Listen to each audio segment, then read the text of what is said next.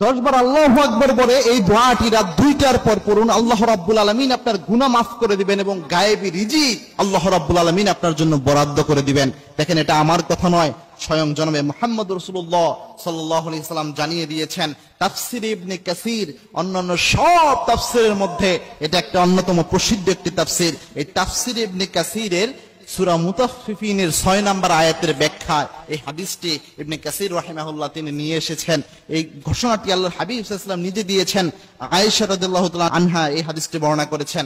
দেখেন, আমরা রিজিকের সমস্যায় অনেক ভাইরা ভুগি অনেক সময়, এবং কি অর্থনৈতিক সমস্যা আমাদের অনেকের রয়েছে, অনেকের ফিনান্সিয়াল ক্যাপাবিলিটি অনেক কম থাকে, ফিনান্সিয়াল প্রবলেমে ভোগেন অনেকে। এই ক্ষেত্রে কোনো সমাধান রয়েছে কিনা আপনারা প্রায়ই জানতে চান। আল্লাহর হাবিব সাল্লাল্লাহু আলাইহি ওয়াসাল্লাম রাতের বেলায় এই আমলটা করতেন, এবং কি রাতের বেলায় আল্লাহ রাব্বুল আলামিন প্রথম আসমানে নেমে আসেন। প্রথম আসমানে নেমে আসে আল্লাহ রাব্বুল আলামিন ডাকতে শুরু করেন, হাল মিন মুস্তাগফিরিন ফাগফিরাল্লাহ। কে আছো গুনাহ করে ফেলেছো, আমি আল্লাহর কাছে মাফ চাও, তোমার জীবনের সব গুনাহ আমি আল্লাহ মাফ করে দেব। কে আছো, কার রিজিকের সমস্যা, কার অর্থনৈতিক সমস্যা, কার কোন সমস্যা রয়েছে, আমি আল্লাহ রাব্বুল আলামিনের কাছে চাও, তোমার সব সমস্যা আমি আল্লাহ সমাধান করে দেব।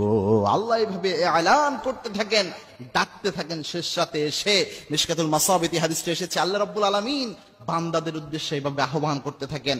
ওই অবস্থায় কোনো বান্দা যদি আল্লাহ রাব্বুল আলামিনের কাছে চায়, রাতের বেলায় কোনো বান্দা যদি আল্লাহ রাব্বুল আলামিনের কাছে কিছু চায়, আল্লাহর হাবিব সাল্লাল্লাহু আলাইহি সাল্লাম জানিয়েছেন সেই দোয়া আল্লাহ রাব্বুল আলামিন খালি হাতে ফেরত দেয় না।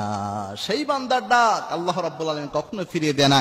এই রাতের বেলায় আল্লাহর হাবিব সাল্লাল্লাহু আলাইহি সাল্লাম যখন সালাত আদায় করতে উঠতেন, নাসাই শরীফের 299 নম্বর হাদিস এটি, আল্লাহর হাবিব সাল্লাল্লাহু আলাইহি সাল্লাম তাহাজ্জুদ পড়তে উঠে বিশ্বনবী সাল্লাল্লাহু আলাইহি সাল্লাম নামাজে দাঁড়ানোর পরে আল্লাহর হাবিব সাল্লাল্লাহু আলাইহি ওয়াসাল্লাম প্রথমে 10 বার আল্লাহু আকবার বলতেন, এরপরে 10 বার সুবহানাল্লাহ বলতেন, 10 বার আলহামদুলিল্লাহ বলতেন, 10 বার আস্তাগফিরুল্লাহ পড়তেন।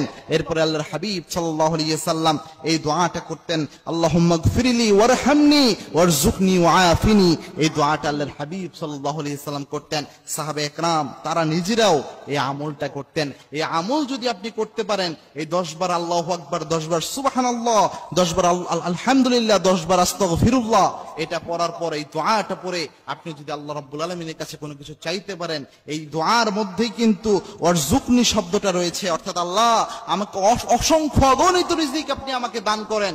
এই দোয়া যদি আপনি করতে পারেন, আল্লাহ রাব্বুল আলামিন আপনাকে গায়েবী রিজিক দান করবেন। কারণ রিজিকের একচ্ছত্র মালিকানা হচ্ছে আল্লাহ রাব্বুল আলামিনের হাতে। আল্লাহ রাব্বুল আলামিন যাকে চায় অগণিত অসংখ্য রিজিক, বেহিসাবী রিজিক আল্লাহ রাব্বুল আলামিন তাকে দান করে দেয়। সুতরাং রিজিক প্রয়োজন হলে ফাইজা সাআলতা ফাসআলিল্লাহ, পৃথিবীর কোন মানুষের কাছে ধন্না দিয়েন না, আল্লাহ রাব্বুল আলামিনের কাছে চান, আল্লাহ রাব্বুল আলামিন আপনাকে রিজিক দিতে পারেন।